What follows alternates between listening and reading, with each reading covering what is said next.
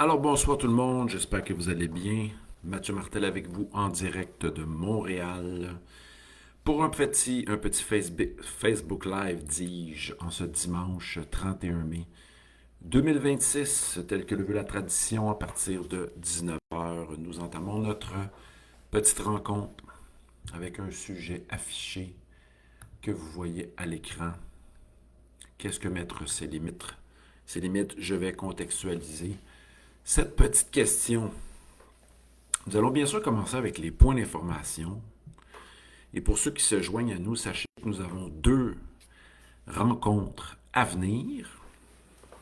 Une qui est dans 7 jours, soit dimanche prochain, le 7 juin. C'est une conférence Zoom à vivre en direct ou en différé. Vous pouvez vous inscrire immédiatement. Je vais mettre le lien en bas de l'écran. Et c'est gratuit. Voilà. Cette conférence qui portera sur la notion de bonheur en acte de André Comte-Sponville et bien sûr impliquant la critique de l'espérance, inspirée du livre Le bonheur désespérément. Une rencontre à vivre en direct ou en différé. Vous n'avez qu'à vous inscrire. Vous allez recevoir bien sûr une confirmation. Je vous envoie un courriel la journée même. Le matin à 9h30 heure du Québec ou 15h30 heure de la France. On a déjà 20 inscriptions. Je vais aller chercher notre deuxième activité dont je vais vous parler. Oups, je vais y arriver. Attendez une petite seconde. Ouais, voyons. Voilà. Notre deuxième activité qui aura lieu dans 12 jours. Voilà. Soit. Est-ce que je suis encore là? Oui. Dans 12 jours, le 12 juin, vendredi, au Centre des musiciens du monde, nous avons une autre rencontre pour terminer le printemps, bien sûr. Cette conférence s'intitule La voie de l'intuition. Vivre ici et maintenant. Dans cette superbe salle au deuxième étage du Centre des musiciens du monde, belle salle tamisée, nous étions 19 la dernière fois, 18 l'autre fois, en espérant être très nombreux pour notre prochaine rencontre. Vous pouvez vous inscrire et cette fois-ci, il y a, il y a un coût. Bien sûr, je dois louer la salle et vous accueillir. Alors, c'est 20 $ par personne en pré-vente, 25 $ à la porte ou en pré-vente, 35 $ pour deux billets. Vous pouvez inviter un ami, une amie. Il y a des gens qui m'ont déjà dit qu'ils allaient venir avec un ami ou une amie. Allez ici, dans le clavardage, pour être informé de nos deux prochaines rencontres. C'est les points d'information. Si vous perdez le fil, allez sur mon site mathieumartel.com. Tout est là. Tout est annoncé. Nos deux prochaines rencontres du mois de juin. Alors, on commence avec notre sujet de ce soir. N'hésitez pas à me saluer dans le clavardage et à commenter. Je vais bien sûr vous envoyer quelques questions. Écoutez, je vais faire un petit laïus, petite introduction pour contextualiser le sujet de ce soir. Écoutez, il y a une amie qui me déclare, et là, j'espère qu'elle ne se reconnaîtra pas, mais je pense qu'elle n'a même pas Facebook. Elle me dit, je me laisse marcher dessus. C'est l'histoire de ma vie. C'est toute une affirmation. Hein? C'est toute une affirmation, mais qu'est-ce que cela implique? Je voulais pas faire une réflexion sur qu'est-ce que cela veut dire se laisser marcher dessus. C'est une expression. Ça concerne le fait de mettre ses limites. Nous allons bien sûr parler de limites ce soir. D'où vient cette importance de mettre ses limites? Ça vient du temple de Delphes. Ben oui, à l'oracle de Delphes, hein, bien sûr. Comment dire, il y avait des inscriptions en grec sur le temple. Rien de trop. Connais-toi toi-même. Mais le fameux rien de trop, Meden Hagan. Hein? J'espère que je ne me trompe pas dans l'expression. Rien de trop, c'est sache reconnaître ta position de mortel quand tu viens interroger l'oracle de Delphes. Tu n'es pas un surhumain, tu n'es pas un immortel, tu n'es pas un dieu, tu es dans une condition mortelle, à l'intérieur du cosmos, d'un ordre universel. Mais je fais simplement me servir de cette expression-là, de rien de trop, de se mesurer. Parce que mettre ses limites, c'est d'être capable d'établir une certaine forme de mesure envers soi. On connaît des individus qui sont sans limite. On connaît des individus, et même nous-mêmes, on se reconnaît quelquefois comme des êtres d'excès. Hein? D'excès, d'ivresse et de démesure.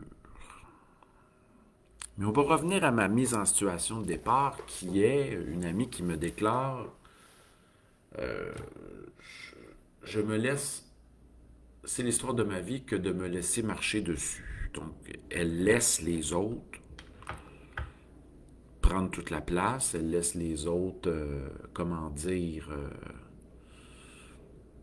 abuser d'elle, au sens psychologique, à d'autres sens aussi. Et je me demandais quel est le concept qui est en lien avec le fait de se laisser marcher sur les pieds, de se laisser marcher dessus. C'est bien sûr le concept d'avoir de la difficulté à mettre ses limites, mais pour mettre ses limites, encore faut-il savoir qui nous sommes. Et qu'est-ce qu'on veut mettre de l'avant dans sa propre vie. Ça implique cela. N'hésitez pas à me saluer dans le clavardage. Je vais vous saluer dans quelques instants. Ce soir, on se pose la question, qu'est-ce que cela veut dire que de mettre ses limites? Mais je fais une réflexion plus générale là-dessus. Il y en a que c'est leur défi. On va se demander tantôt qu'est-ce que cela implique. Et je vais vous ramener à Nietzsche dans quelques instants.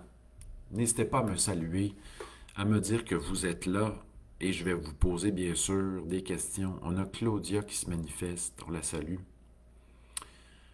On salue Cathy également, en ce 31 mai 2026, déjà 6 ans de rencontres de philosophie réflexive existentielle. Ça a commencé le 23 mars 2020 en pandémie. Et là, allant être en vacances dès demain, au niveau des corrections, ben, il y en aura peut-être un par semaine pour un petit délassement. Salutations à Nicole aussi. Cathy qui effectue son retour. Et je vous salue tous et toutes, ceux et celles qui nous écoutent discrètement ou en secret. Hein, faites-vous partie d'une société secrète ou d'une société discrète? Ça va être à vous de décider. On vous salue. Partagez plus tard. On salue Lucie qui se joint à nous peut-être pour la première fois. Lucie va nous dire est-ce que c'est la première fois? Écoutez, je déclarerai une autre amie, on la salue, elle se reconnaîtra, que son défi de vie, et j'en ai un aussi, hein? Nous avons tous des défis, nous avons tous des angles morts. Et là, je vais prendre une petite gorgée de thé puère, je ne sais pas c'est quelle année. Le Lydie. Est-ce que c'est le 2020 ou 2015? Je voudrais aller voir la date. Alors, je dis une amie, ton défi profond, c'est de mettre tes limites dans plusieurs sphères de ta vie. Mais j'en ai un aussi. Un défi si on s'observe. Qu'est-ce que j'entends par ce défi-là? J'entends par ce qui devient récurrent dans plusieurs sphères de notre vie. Bon, avec nos collègues, nos amis, dans la sphère du travail. Quel est notre défi profond? Alors, ça va être notre thème de ce soir. Je dis à cet ami, ton défi semble de mettre tes limites dans plusieurs sphères de ta vie. On va tenter de définir ce terme. Qu'est-ce que cela veut dire? C'est une expression, hein? Comment on fait ça? Pas comment on fait pour mettre nos limites, mais qu'est-ce que ça implique? Ça veut dire quoi? Mettre ses limites. Pourquoi avons-nous besoin aussi de mettre nos limites? Quelquefois envers nous-mêmes, quelquefois envers les autres. Je donnerai bien sûr des exemples dans quelques instants. Je vous pose la question. Quelqu'un qui met ses limites et quelqu'un qui... Complétez la phrase, 3 petits points. Merci d'être là tout le monde. Sachez que ceux qui viennent d'arriver, je vais en reparler tantôt, restez jusqu'à la fin. On a 2 rencontres. Une rencontre en présence. Lâchez-moi le présentiel. Là. Ça, c'est un dérivé. Écoutez, la présence a tout le temps été première. Et là, on a développé le terme virtuel. Puis, étant donné qu'on était en virtuel durant cette pandémie-là, oui, absolument, cette belle pandémie, eh bien, on a développé le terme présentiel à côté qui est complètement erroné. C'est d'être en présence. Alors, on aura une rencontre en présence le 12 juin. J'en reparle à la fin. Continue. Là, c'est à vous de commenter, puis plus vous commentez, plus je commente. Parce que c'est de la philosophie existentielle et réflexive. Qu'est-ce que cela veut dire que de mettre ses limites? Un individu qui met ses limites, que fait-il? Et je vais bien sûr, moi aussi, réfléchir là-dessus. Alors, pourquoi cette question vient à nous? Qu'est-ce que mettre ses limites? À un certain moment dans notre vie, on se dit, j'ai pas le choix de mettre mes limites, là. Mon fils abuse, exagère. J'ai pas le choix de mettre des limites face à moi-même. Je passe trop de temps à jouer, trop de temps à consommer, trop de temps à perdre du temps en ligne. Hein? Et là, ça suffit, c'est trop. Je suis dans l'excès, etc. Ou comme mon ami tantôt qui disait, je me laisse marcher sur les pieds. C'est l'histoire de ma vie. Il faut que ça cesse. C'est bien de ne plus être capable. Hein? C'est atteindre ce point-là, ce point oméga de je suis plus capable. Ça suffit.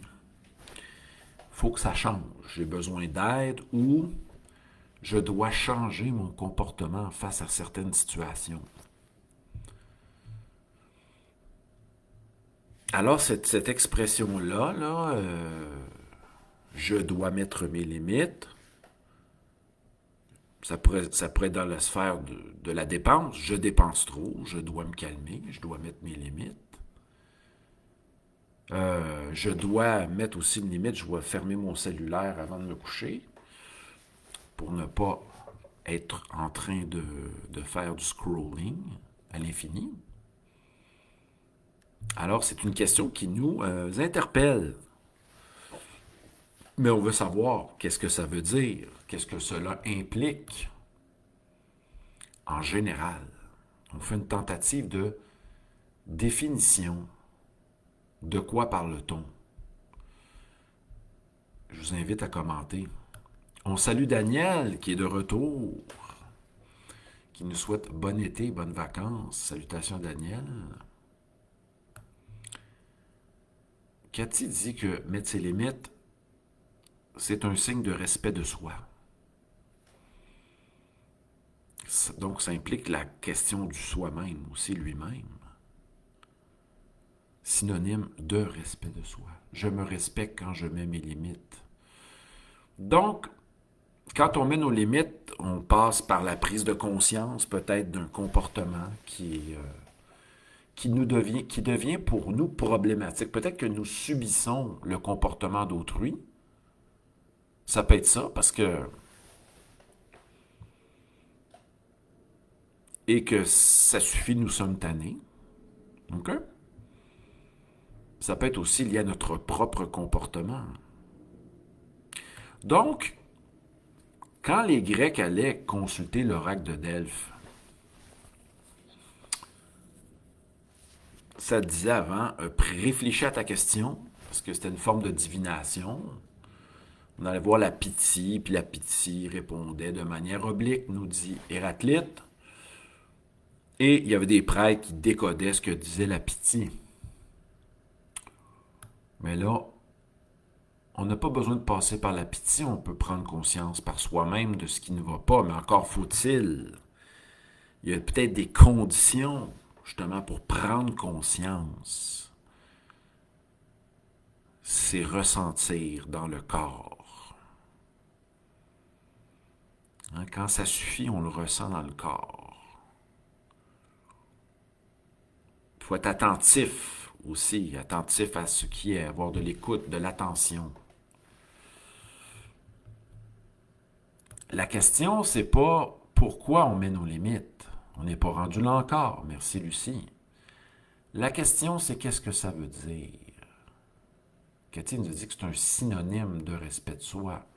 Là, ça va demander qu'est-ce que le respect, puis qu'est-ce que le soi-même lui-même. Bon. Claudia nous dit c'est d'abord identifier ce qui est bon pour soi. Et là, le fameux bon pour soi, Spinoza nous avertit. Il nous dit faites attention. Le bon pour soi, c'est ce que je désire profondément. Là, je vais nuancer.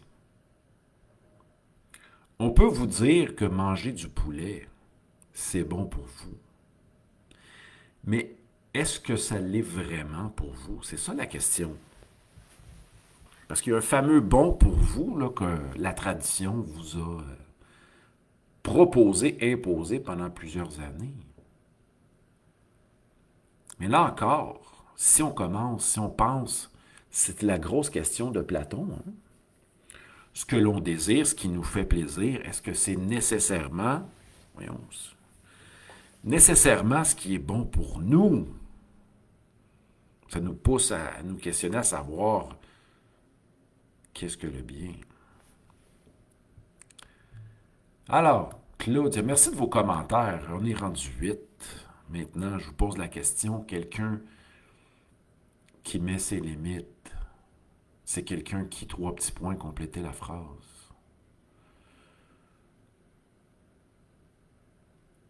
Claudia nous parle d'écoute, mais est-ce qu'on est capable de s'écouter, d'écouter, d'observer, de ressentir, d'écouter, de se poser la question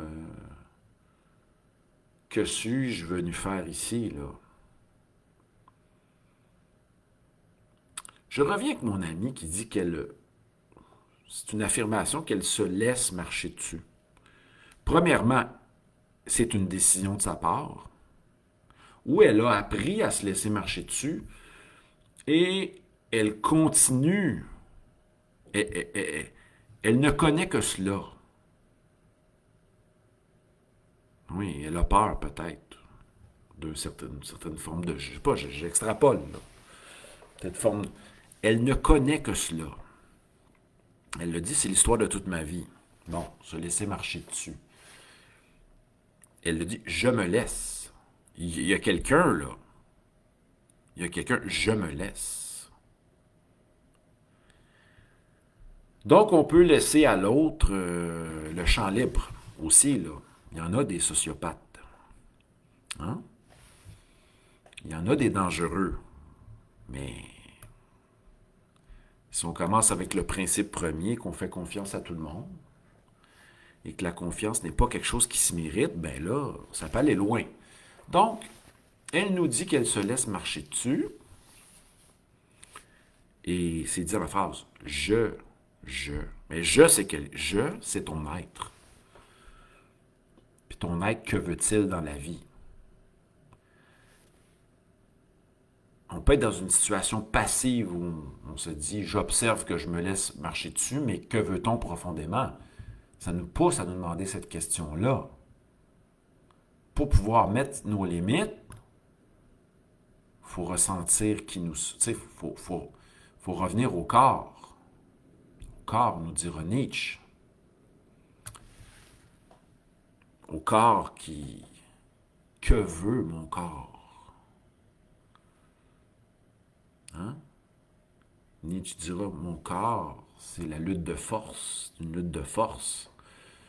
Et mon corps veut se dépasser et créer. Mais si vous subissez votre vie depuis le début, puis si vous avez de la difficulté à mettre vos limites, c'est que vous ne vous connaissez pas. Qui suis-je? Suis-je, premièrement? Suis-je? Être ou ne pas être? Et ensuite, qui suis-je? Qu'est-ce que je suis venu faire ici? Qu'est-ce qui est important? C'est quoi ma vocation profonde? On salue tout le monde. Ce soir, on se pose la question. Merci pour vos commentaires. La limite, Daniel nous dit, c'est lorsque ça devient inconfortable. On a souvent ces vocables-là. Là. J'ai un malaise, je sens un inconfort. Mais quand on s'entraîne, on sent un inconfort aussi, mais ça peut être bon pour nous aussi, il faut faire attention. Il nous dira Épicure, il y a peut-être de la souffrance quelquefois, mais la souffrance en vue d'un bien supérieur, c'est peut-être acceptable. Mais lorsqu'on revient à notre auditrice qui nous a dit, ben, je me laisse piler dessus depuis de nombreuses années, on est à un autre niveau, et au moins on est conscient que c'est inconfortable, qu'on n'en peut plus, que ça suffit.